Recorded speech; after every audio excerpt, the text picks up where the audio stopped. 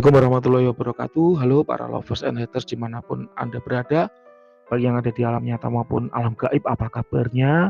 Salam cerdas bersupranatural. Ingat, dimanapun Anda membeli asimatnya, Mbak Wira sediakan edukasinya, dan edukasi ini sifatnya gratis.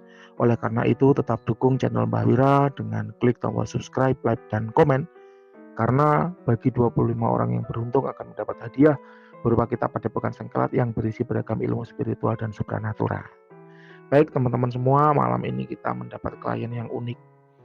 Yang saya sayangkan tuh satu, yaitu kenapa kok klien ini tidak berhubungan dengan Mbak Wira secara langsung, melainkan melalui orang ketiga. Sayangnya itu. Padahal kalau klien ini berhubungan langsung dengan Mbak Wira bisa dialog. Kalau seperti ini kan jadi monolog ya. Kalau bisa berhubungan langsung jadi dialog. Jadi ada percakapan, conversation. Seperti apa yang Anda tanyakan akan Mbak Wira jawab, tidak melalui perantara. Karena kalau melalui perantara itu dikhawatirkan terjadi miskomunikasi. Perbedaan penafsiran atas percakapan yang terjadi, dan ternyata benar. Kemarin telah Mbak Wira bales konsultasinya itu melalui chat, karena suara Mbak Wira sedang habis ya kemarin itu.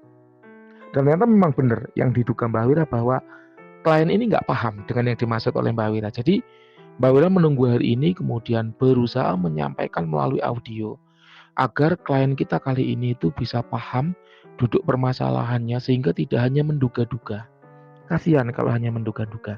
Sehingga dia akan mendapat jawaban yang jelas dan gamblang. Oleh karena itu, dalam video kali ini akan Mbak Wira beri beberapa pertanyaan. Jadi Mbak Wira itu tanya-tanya sendiri, jawab-jawab sendiri gitu ya. Karena saking lewat orang ketiga ini tadi, ya. Dan semoga itu akan menjawab pertanyaan dari klien kita malam ini. Karena memang Mbak Wira nggak jelas banget apa yang ditanyakan kayak gitu. Oke ya, kita mulai sebuah terawangan badan dari klien nomor 2479 ya, 2479.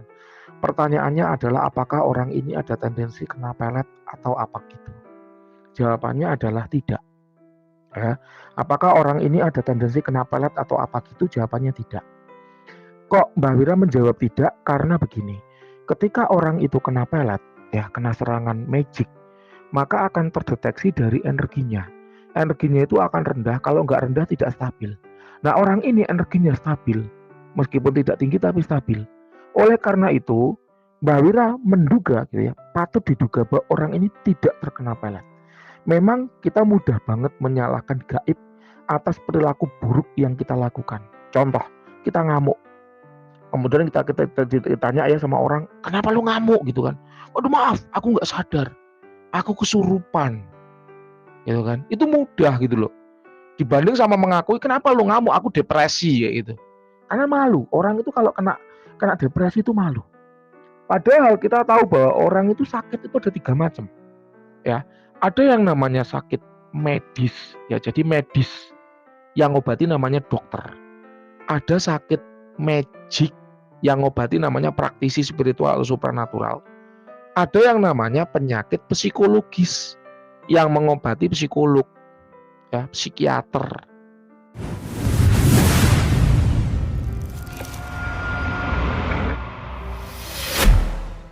Nah, orang itu malu mengakui kalau dia sakit psikologis. Lebih mudah menyalahkan gaib.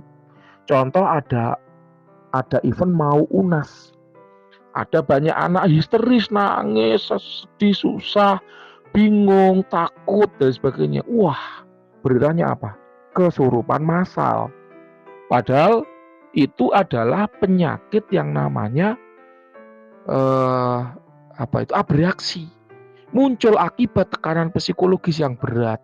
Akibat mau UNAS. Mau UNAS kan ditakut-takuti, kalau lu nggak belajar lu nggak lulus. Kalau nggak lulus nggak bisa kuliah. Kalau nggak bisa kuliah masa depanmu suram. Terus seperti itu dicekoi kalau anak. Biasanya anak SMA, kalau SD nggak pernah ada bereaksi. SMA biasanya. Dia yang sekolah SD 6 tahun, SMP 3 tahun, SMA 3 tahun, total 12 tahun. Dia sekolah sia-sia kalau UNASnya nggak lulus. Akhirnya batinnya tertekan, terus meluap. Ya, kesedihan dan depresi itu meluap menjadi abreaksi. Disalahkan apa? Demit, kesurupan massal. Akibat kemarin Pak kebunnya buang sampah di bawah pohon bambu, dibakar nggak permisi dulu. Lah akhirnya penunggu pohon bambunya ngamuk, bikin kesurupan massal. Tapi anehnya kenapa kesurupan itu selalu anak-anak yang mau UNAS gitu loh. Nggak ada anak-anak setelah UNAS kesurupan, nggak ada. Pasti sebelum UNAS kesurupannya. Coba cek berita-berita itu, sebelum UNAS pasti ada berita kesurupan. Nah anehnya, semenjak COVID kan itu nggak ada UNAS, nggak ada tuh berita kesurupan massal, karena semua anak dijamin lulus. Selama COVID kan gitu, semua anak dijamin lulus, nggak usah pakai UNAS. Ya nggak ada kesurupan massal. Kenapa? Itulah bukti bahwa tidak semua masalah itu gaib. Lu nggak puasa ya? Wah iya bro, nggak puasa bro. Iya ini kan bulan Ramadan, kenapa lu nggak puasa? Aduh, aku kalah sama godaan setan. Padahal setan nggak menggoda. Ya memang perutnya aja yang lapar. Niat puasanya kurang tekun. Dia salahkan godaan setan. Dia membunuh orang, ditanya kenapa lu ngebunuh orang? Kilaf katanya. Oke, kilaf. Kilaf itu godaan setan. Oke, godaan setan. Tapi pembunuhannya berencana. Ya kalau berencana nggak kilaf namanya. Ini loh ya. Jadi memang mudah sekali bagi kita untuk menyalahkan gaib. Padahal ketika orang itu dicek, kalau memang ada gangguan gaib, kelihatan dari energinya. Rendah, kalau nggak gitu tidak stabil. Jelas ya? Jadi, apakah orang ini ada tendensi kena pelet atau apa gitu? Jawabannya tidak. Karena energi tubuhnya stabil. Ya. Jadi di sini Mbak Wira jawab, menurut saya tidak terkena pelet. Ya. Memang dasarnya sifat laki-laki ya begitu, suka wanita. Ini Mbak Wira belum diberitahu ya si laki-laki itu bagaimana, belum. Langsung Mbak Wira tembak di awal bahwa menurut saya tidak terkena pelet. Memang dasarnya sifat laki-laki ya begitu, suka wanita. Nah kita lanjut. Tapi kok jadi linglung gitu ya, susah banget nyambungnya ya. Tapi kok jadi linglung gitu ya, susah banget nyambungnya. Jadi kalau diajak ngomong itu linglung, apakah kalau orang diajak ngomong linglung pasti terkena pelet? Jawabannya tidak. Makanya di sini Mbak Wira jawab, apakah ada kejadian emosional sebelum jadi linglung? Apakah ada kejadian emosional sebelum jadi linglung? Karena saya punya contoh nih, saya punya temen gagal naik pangkat itu juga jadi linglung. Dijawab, reguler saja tidak ada apa-apa untuk dikerjakan.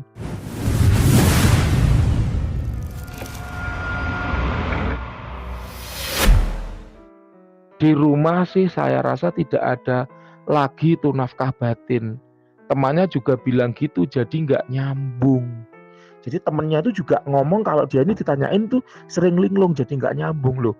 Linglung itu bukan hanya karena pelet, bisa juga ada kejadian emosional. Apa kejadian emosional itu? Ditinggal mati orang tuanya, bisnis gagal, usaha apa-apa gagal. Sementara kita tahu kalau bisnis gagal bagi seorang laki-laki itu yang paling berat adalah wanitanya, istrinya. Karena seringkali istri itu kemudian ngomel. Ya listrik habis, LPG habis, galon habis, beras habis, anakmu waktunya SPP, gimana nih bisnismu? Nah, tanpa terasa omongan-omongan seperti itulah yang membuat pikiran suami itu jadi berat. Merasa tertekan karena usahanya gagal. Akhirnya apa? Depresi. Kalau ditanyain linglung. Tanpa sadar si istri itu sendiri yang menyebabkan si suaminya linglung. Depresi. Ya, kapan naik pangkat? Si Anu si itu udah beli mobil baru, rumahnya direnov, kapan kita kayak gitu? Tekanan batin yang tinggi. Akhirnya suaminya di kantor berusaha cari-cari korupsian untuk memenuhi gaya hidup istrinya. Kalau pengusaha, ya gimana caranya jualan biar kenceng, biar jualannya laris, biar pendapatannya banyak, sehingga gaya hidup istrinya bisa dipenuhi. Itulah kenapa korupsi itu seringkali didukung oleh faktor istri. Karena istri mendorong suami untuk melakukan itu. Tanpa sadar loh ya, tanpa sadar. Hanya sekedar omongan-omongan ringan, tapi itu berat.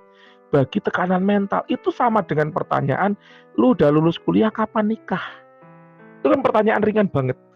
Apalagi kalau lebaran tuh, oh, udah lulus kuliah selamat ya kapan nikah? Itu pertanyaan yang seolah-olah itu meluncur begitu saja gitu loh. Tapi pertanyaan itu berat banget efeknya bagi yang ditanya. Suami pun demikian, mungkin suaminya berhubungan sama teman-temannya karena hobi mancing. Sama istrinya dilarang. Laki-laki mancing terus. Nggak ngerti apa anaknya nangis di rumah, berasnya habis, LPG-nya habis. Mancing-mancing terus mancing menghasilin apa? Omongan-omongan seperti itu kalau terus menerus bertahun-tahun tertimbun, depresi jadinya. Karena laki-laki merasa dikekang, hobinya tidak didukung. Belum lagi misal laki-laki itu berhubungan sama mantannya, ketahuan sama istrinya. Laki-laki susah move on, diam-diam selingkuh di belakangku, nggak setia. Gimana kamu nanti contoh sama anak-anakmu? Wis, diuring-uring terus tentang itu. Kalau orang Jawa bilang tuh diondet-ondet. Diondet-ondet itu apa ya? Diungkit-ungkit terus tentang itu. Depresi itu juga bisa. Jadi itulah ya kejadian-kejadian emosional yang mungkin dialami si laki-laki sehingga menyebabkan dia jadi linglung. Seorang laki-laki misalnya pekerja kantoran, dimarahi pimpinannya di kantor, di rumah diuring-uring istrinya, itu juga linglung loh. Karena pagi kerja diuring-uring, pulang malam juga diuring-uring. Sehari-hari full diuring-uring. Kurang inilah, kurang itulah, yang nggak bener inilah, nggak bener itulah. Dan seringkali laki-laki itu bukanlah makhluk yang mudah untuk curhat, menceritakan masalahnya itu nggak pinter. Akhirnya dipendam sendiri, apalagi orangnya tipe pendiam ya, introvert. Akhirnya ya depresi linglung.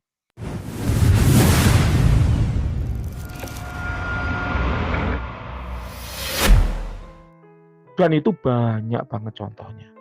Jadi bukan hanya karir loh ya, tapi bagaimana perilaku di rumah, di kantor, dengan teman-temannya kita tidak pernah tahu. Mungkin di rumah baik-baik aja, tapi di luar kita tidak pernah tahu dia punya masalah apa. Jadi tidak semua linglung karena pelet. Kalaupun kemudian arahnya adalah, tapi kenapa kok laki-laki ini suka main wanita? Di luar dia punya banyak wanita. Di rumah dia diem, nggak pernah ngasih nafkah batin. Apakah dia punya wanita di luar? Ya mungkin dia nggak puas dengan istrinya di rumah. Sehingga kemudian dia mencari kepuasan itu di luar. Kenapa kok seorang laki-laki itu gemar mencari wanita di luar? Karena mungkin sama istrinya di rumah nggak ada topik lain. Selain LPG habis, beras habis, SPP waktunya bayar, listrik habis, orang tua minta dikirimi. Tapi ketika dia di luar, ketemu dengan, mohon maaf ya, dalam tanda kutip jajan gitu ya. Itu yang diomongin have fun, senang. Nggak pernah itu wanita yang jajan di luar itu ngomongin LPG habis, listrik habis, gas habis, nggak pernah. Itulah kenapa kemudian lebih kerasan. Atau mungkin dia ketemu mantannya, tanya kabar, ngomongin kerjaan, seneng. Gitu loh ya. Akhirnya dia menjalin hubungan dengan wanita lain. Kenapa? Karena di rumah nggak kerasan. Makanya ketika ada masalah apapun, jangan segera memvonis masalah itu ada di laki-laki. Karena bisa jadi masalah itu juga dari kita, para wanita yang ada di rumah. Itu sama seperti ketika wanita itu mandul. Nggak bisa punya bayi, nggak bisa punya anak. Jangan kemudian laki-laki itu buru-buru memvonis wanita itu mandul. Karena mungkin bisa jadi spermanya yang mandul. Yang laki-laki yang mandul itu juga banyak terjadi. Nah, di sisi lain wanita juga demikian. Ketika laki-laki kemudian selingkuh, punya wanita di luar, atau jajan di luar, jangan buru-buru memvonis si laki-laki itu jahat. Bisa jadi karena di rumah nggak disediakan. Nah, didukung, ini sudah Mbak Wira sampaikan di awal bahwa laki-laki itu yang memang punya sifat begitu. Tidak pernah puas dengan satu wanita. Udahlah, mau laki-laki selurus apapun, sejujur apapun, pasti pernah ada momen bosan dengan pasangannya di rumah. Entah karena penampilannya, entah karena mentalnya, entah karena pola pikirnya, entah karena gaya bicaranya, yang begitu-begitu saja. Kemudian saat kondisi cinta itu pada titik terendah, rasa sayang pada keluarga itu di titik terendah, dia dipicu, di-trigger oleh sesuatu di luar yang menyenangkan. Mungkin di luar teman kantornya lebih bersih, lebih wangi. Mungkin di luar teman kantornya lebih menyenangkan. Ketika diajak ngobrol itu bercanda, ketawanya, senyumnya menyenangkan hati. Jadilah jadi. Makanya introspeksi dulu ke dalam. Ada apa denganku kok sehingga suamiku seperti itu? Ada apa denganku sehingga kok suamiku berperilaku seperti itu? Karena kalau tanpa dipicu, Mbak Wira rasa juga tidak akan mungkin terjadi hal kayak gitu. Karena di mana ada asap pasti di situ ada apinya. Di mana ada akibat, di situ pasti ada juga sebabnya. Pinter-pinterlah introspeksi, jangan buru-buru menyalahkan gaib. Sudahkah kita berpakaian yang wangi? Sudahkah kita berpenampilan yang menarik di depan pasangan kita? Sudahkah kita berpenampilan yang bersih? Ketika suami pulang kerja atau pulang dari toko, pulang berbisnis, sudahkah kita menyambutnya dengan senyuman yang lebar? Ini mas kopinya, ini mas makanannya. Capek yang mana? Dipijeti apa gimana? Apa dibelikan jamu apa gimana? Gitu.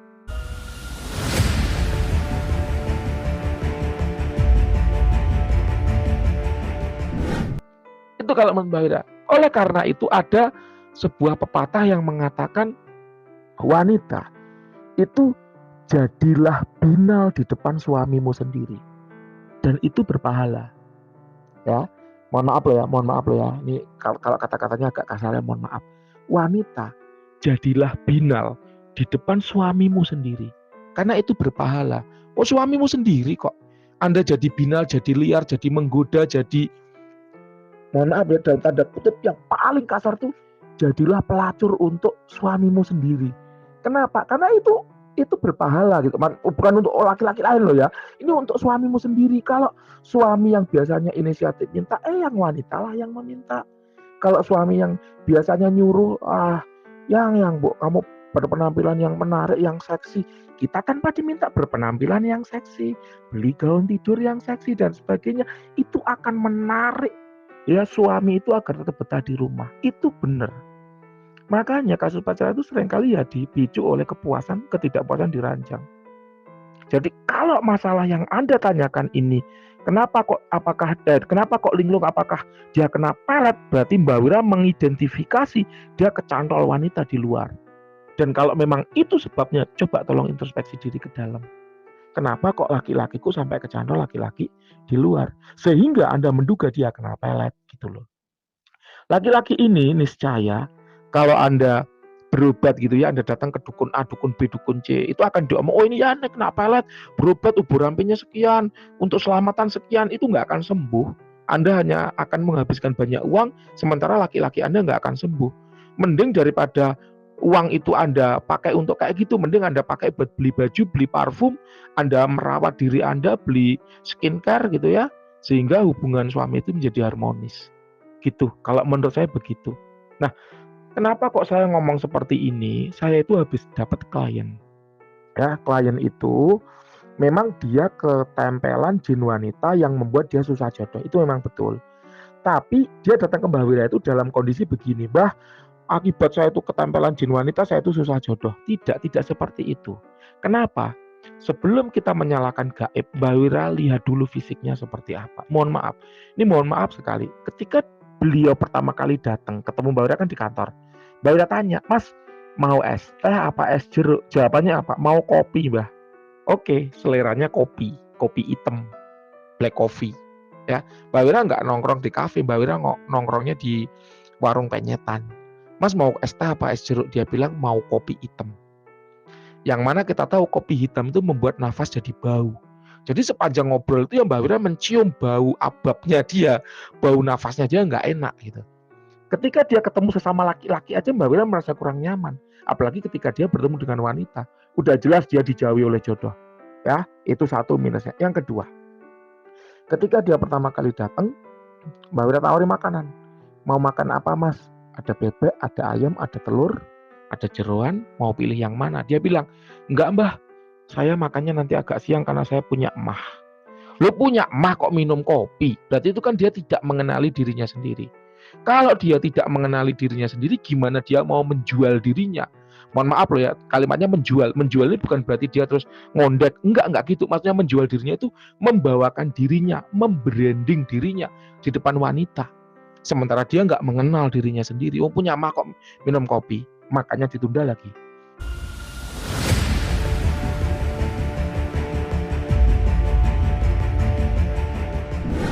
Jelas gagalnya dua di situ. Dah dua poin dicoret di situ.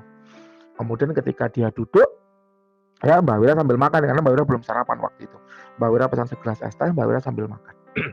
Kemudian dia bercerita bahwa dia itu menjalin hubungan seringkali gagal, gampang berantem dan sebagainya.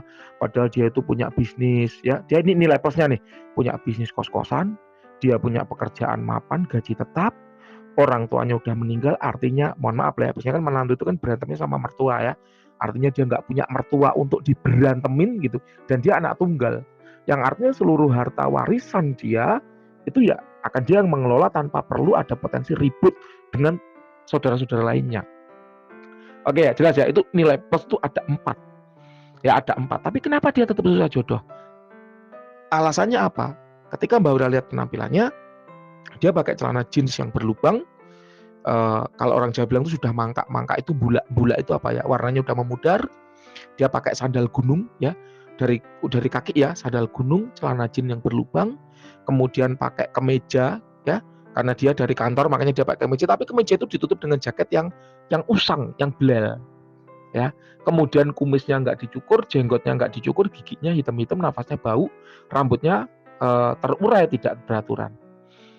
Oke, ya dari penampilan dia udah minus, berarti udah 3 nih minusnya. Lalu saya tanya, Mas, kenapa sih sampean berpakaian seperti ini? Ya katanya nggak ada yang negor dia untuk berpenampilan yang menarik. Karena dia hidup sendiri, makanya tidak ada yang menegur dia. Oke, nggak ada yang menegur. Sebelum sampean ketemu saya kan bisa Thomas cuci muka. Kenapa nggak cuci muka? Karena terburu-buru. Oke, berarti dia nggak bisa menjual dirinya, nggak bisa membawa dirinya yang rapi. Udah 4 minusnya. Kemudian Mbak Wira toleh itu. Kendaraannya apa? Mio. Mio yang bekas tabrakan dengan roda yang kecil, dengan selebor itu apa ya? Pelindung yang hancur. Kiri kanannya udah nggak ada, hilang. Oke, 5 kendaraannya hancur. Mbak Wira tanya, kenapa Mas kok Anda begini? Arahnya selalu gaib. Dia katanya udah ke dukun sana kemari, udah habis PCX 1 untuk biaya berobat selamatan, biaya ritual ini itu mandi kembang dan sebagainya, tapi nggak ada hasil. Oke, 6 poin minus. Kenapa? Karena pikirannya selalu gaib dan gaib melulu, tanpa mau mengaca, tanpa mau refleksi, tanpa mau introspeksi diri. Sekarang Mbak Wira tanya gitu, Mas, saya tanya ya, seandainya dirimu adalah seorang bapak, punya anak gadis. Kemudian ada 2 laki-laki yang datang. Yang satu berpenampilan seperti Mbak Wira, rambut cepak, potongan tentara, kumis hilang, jenggotnya hilang, giginya rapi, bau nafasnya wangi, pakai kemeja, pakai seragam, pakai sepatu. Yang satu berpenampilan seperti Anda, pakai sandal gunung, celana levis, berlubang, pakai kemeja tapi ditutup jaket butut, kumisnya gondrong, jenggotnya gondrong, rambutnya acak-acakan. Kalau Anda jadi seorang bapak punya anak gadis yang datang 2 cowok seperti itu, mana yang Anda pilih? Jelas yang penampilannya seperti Mbah Wira. Oke. Dah, Anda berarti paham bahwa ajining rogo soko busono. Ya, Anda paham ajining rogo soko busono. Yang kedua Mbah Wira tanya lagi, ketika Anda seorang bapak, Anda punya anak gadis cantik, kemudian ada 2 orang laki-laki yang datang. Yang satu seperti Mbah Wira berpenampilan rapi, yang satu seperti Anda berpenampilan ala kadarnya. Yang Mbah Wira penampilannya rapi, datang naik mobil Innova putih kendaraannya Mbah Wira. Lalu yang berpenampilan acak-acakan datangnya naik Mio brondolan. Mionya onderdilnya part-partnya udah nggak utuh semua.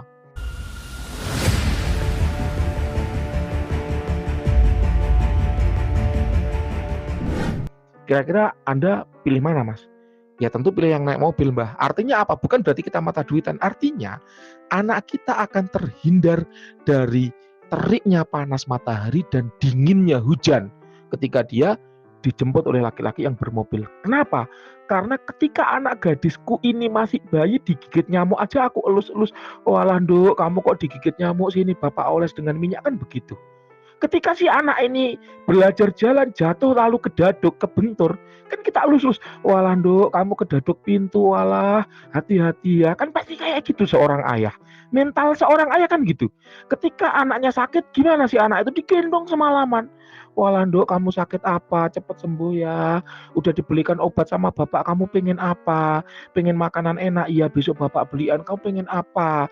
Pengen krayon, iya bapak belikan krayon. Kamu pengen apa? Pengen baju baru, iya besok bapak belikan. Kan begitu. Mentalitas seorang ayah kan begitu. Kemudian ketika si anak itu dewasa lalu mau dibonceng naik motor yang brondol, bapak mana yang akan mengizinkan? Yang satunya penampilannya rapi, bersih, wangi, naik mobil. Kita nggak usah ngomongin magic, kita nggak usah ngomongin langit, sementara hal-hal yang membumi aja kita lalai gitu loh. Kita nggak usah jauh-jauh ngomongin sihir, ketika hal yang kelihatan mata aja kita lalai. Jelas ya. Jadi itulah kenapa Anda susah jodoh, Mas. Ajining rogo soko busono. Dalam istilah orang Jawa, ya, itu ada laki-laki baru disebut dengan pria ketika dia punya 5 ho. Apa? Yang pertama garwo. Garwo itu istri. Yang kedua griyo. Griyo itu rumah. Dia jelas punya griyo. Rumah warisannya punya, dia punya bisnis kos-kosan. Itu kan udah nilai plus.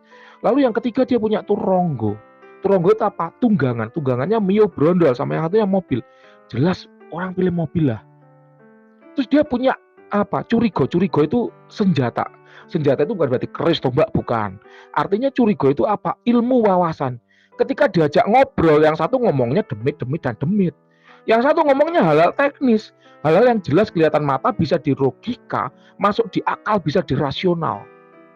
Ketika Anda menjadi seorang bapak, punya anak gadismu didatangi oleh 2 orang, yang satunya ngomongnya gaib, dan gaib, yang satu ngomongnya logis, rasional, bisnis, bagaimana ke depan, rencana masa depan, jelas akan dipilih mana. Itu kan kelihatan mata, hal-hal yang bisa dilogis. Itulah kenapa pentingnya membaca, investasi leher ke atas.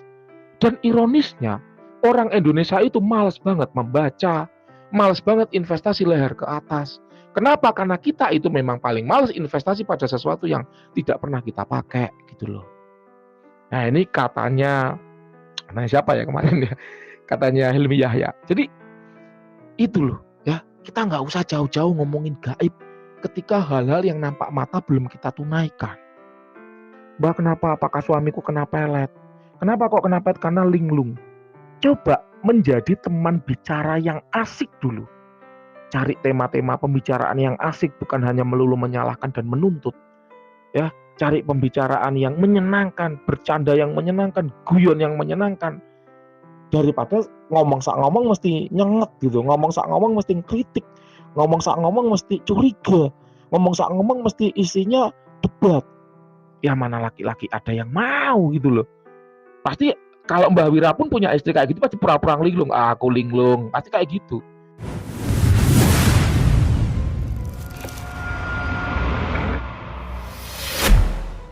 Kenapa? Karena ya itu tadi, tidak menjadi partner yang baik bagi pasangan. Ini mohon maaf sekali.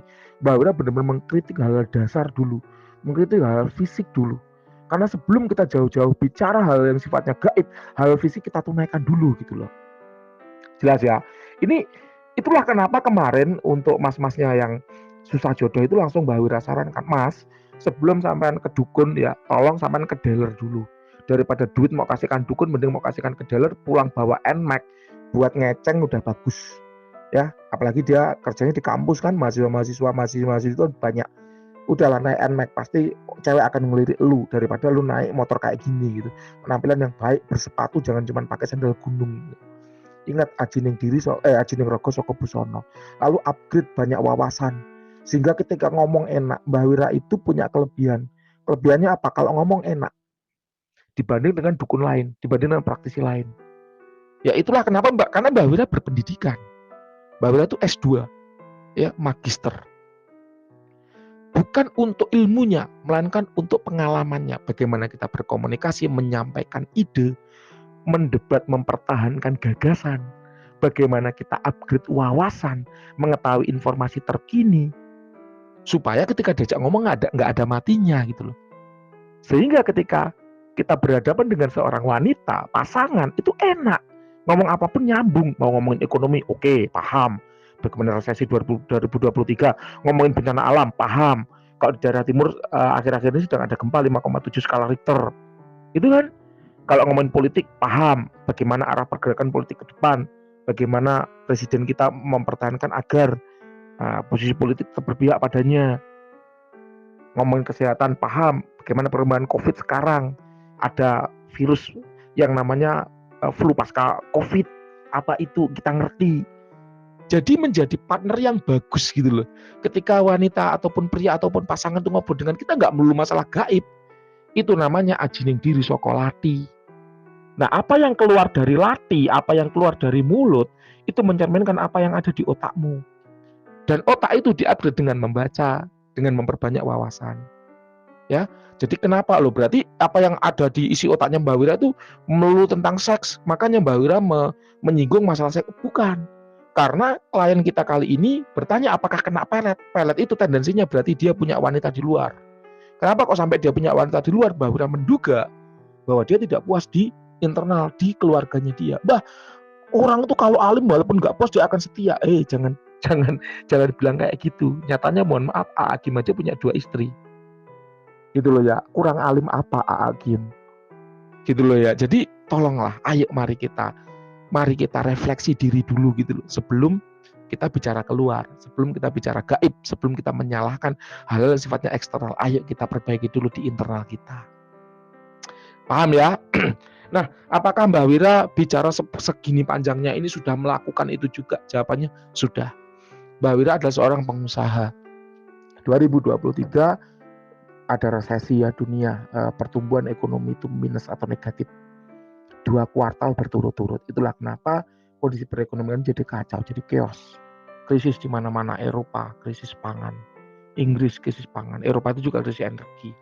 Ya, Inggris itu juga krisis energi yang kemudian berkelanjutan menjadi krisis pangan. Akibat apa? Embargonya Rusia. Paham Mbak Wira? Nah, itulah kenapa bisnis jadi surut, jual beli jadi surut, pemasukan income jadi surut, aluran cash flow jadi nggak sehat.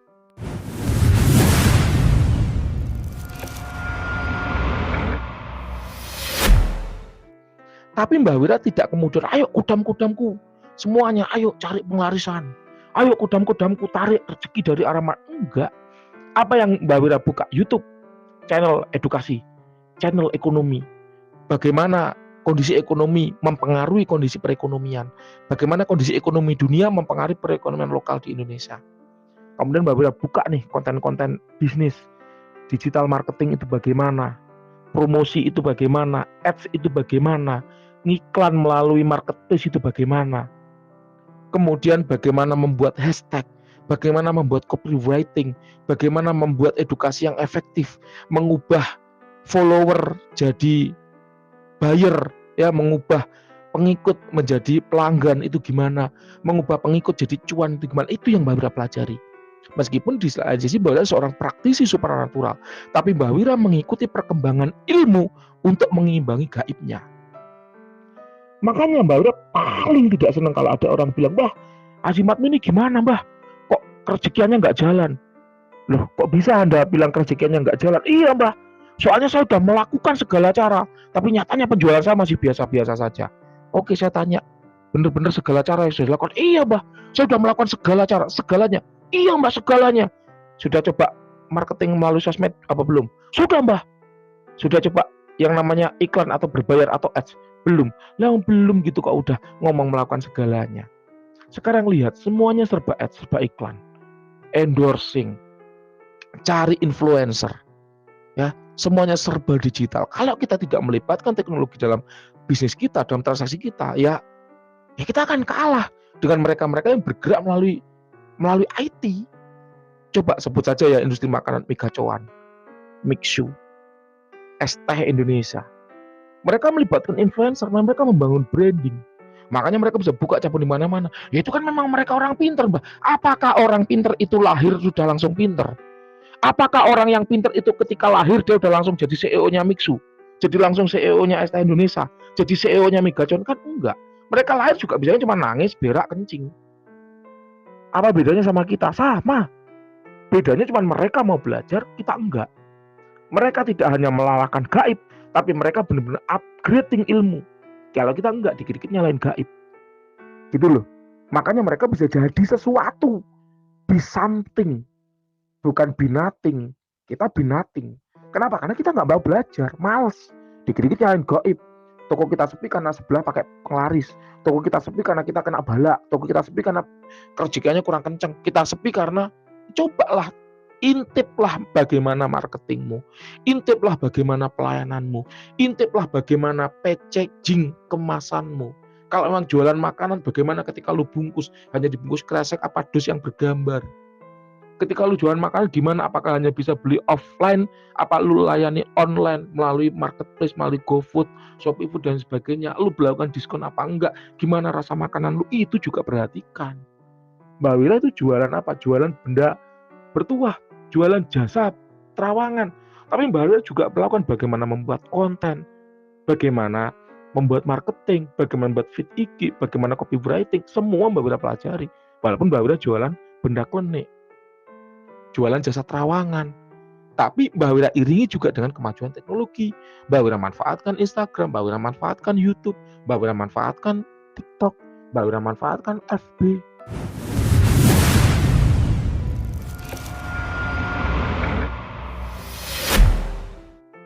Bukan hanya sekedar dari mulut ke mulut gitu loh. Bisnis pun sama, dengan bisnis lain juga demikian, sama. Mbak Wira berusaha mengimbangi melalui sisi intelektual, sisi IT. Bukan hanya sekedar memperbanyak azimat. Ini yang perlu Mbak Wira sama, jangan dikit-dikit nyalain gaib. Jangan dikit-dikit nyalain gaib, tapi iringi juga dengan teknologi. Jelas ya? Baik, 35 menit Mbak Wira sudah bicara. Semoga apa yang Mbak Wira sampaikan ini bermanfaat bagi Anda. Silahkan kalau ada yang kurang jelas, boleh ditanyakan. Terima kasih, salam cerdas bersupranatural.